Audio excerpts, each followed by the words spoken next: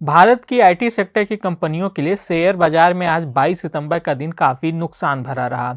America के नए H1 visa नियमों के बाद आईटी कंपनियों के शेयरों में जमकर बिकवाली देखने को मिली।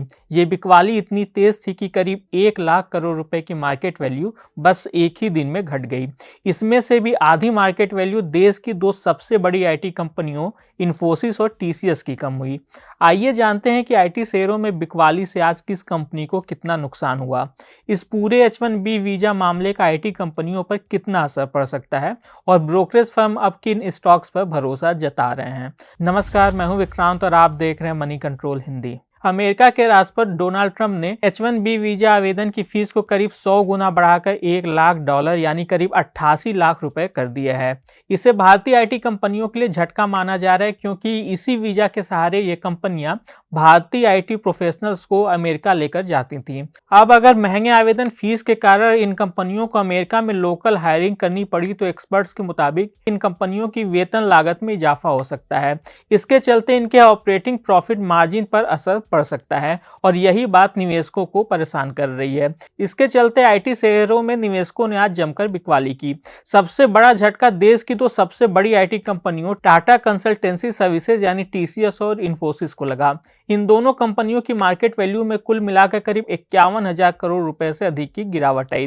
टीसीएस का शेयर 3% टूटा और इसके साथ ही कंपनी का मार्केट कैप लगभग 35,000 करोड़ रुपए घट गया। साथ ही इन्फोसिस के शेयरों में करीब 2.5% की गिरावट आई, जिसके चलते निवेशकों की संपत्ति करीब 17,000 करोड़ रुपए घट गई। दिलचस्प बात यह है कि यह रकम लगभग उतनी ही है जितनी इन्फोसिस अपने हालिया शेयर बाईबैक प्रोग्राम पर खर्च करने जा रही है, यानी करीब 18,000 करोड़ रुपए। बड़ी कंपनियों के अलावा LTI, Mindtree, HCL tech, Wipro और टेक महिंद्रा जैसी दिग्गज कंपनियों के भी मार्केट वैल्यू में 3,000 करोड़ से लेकर 8,000 करोड़ तक की गिरावट देखने को मिली।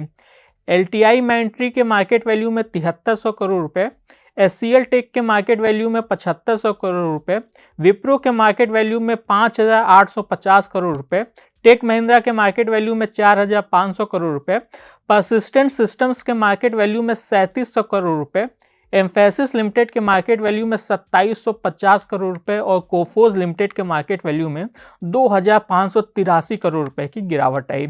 ओरेकल फाइनेंशियल सर्विसेज को छोड़ दे तो निफ्टी आईटी इंडेक्स में शामिल लगभग सभी कंपनियां 1% से लेकर 4% तक की गिरावट के साथ बंद हुई।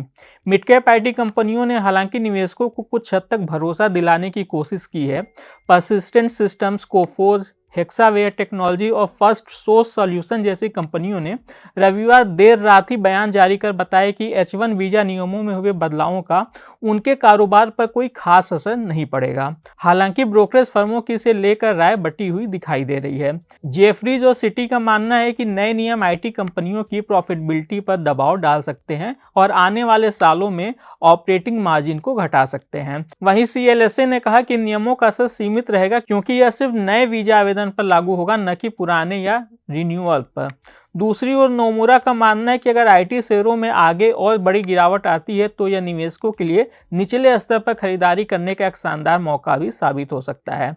स्टॉक्स की बात करें तो बोफा सिक्योरिटीज का मानना है कि टेक महिंद्रा इस नियम से सबसे ज्यादा प्रभावित हो सकती है। वहीं पर CLSA का कहना है कि LTI, माइंट्री और परसिस्टेंट सिस्टम्स पर इसका सबसे अधिक असर दिख सकता है। वहीं पर TCS पर सबसे कम प्रभाव पड़ने की संभावना है। दूसरी ओर जेफरीज का मानना है कि लार्ज कैप में TCS और इन्फोसिस सबसे बेहतर स्थिति में है और इनके ऊपर इसका अधिक असर पड़ने की उम्मीद नहीं है। वहीं पर मिड कैप में इसने कोफोर्ज को सबसे सुरक्षित स्टॉक बताया है। इसके अलावा नोमुरा ने लार्ज कैप आईटी कंपनियों में इन्फोसिस और कॉग्निजेंट को अपनी टॉप पिक बताया है।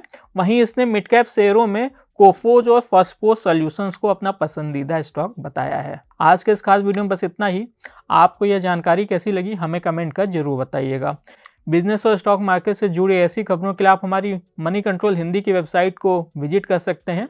इसके अलावा आप हमें यूट्यूब, फेसबुक, इंस्टाग्राम और X यानी कि ट्विटर पर भी फॉलो कर सकते हैं। Thank you.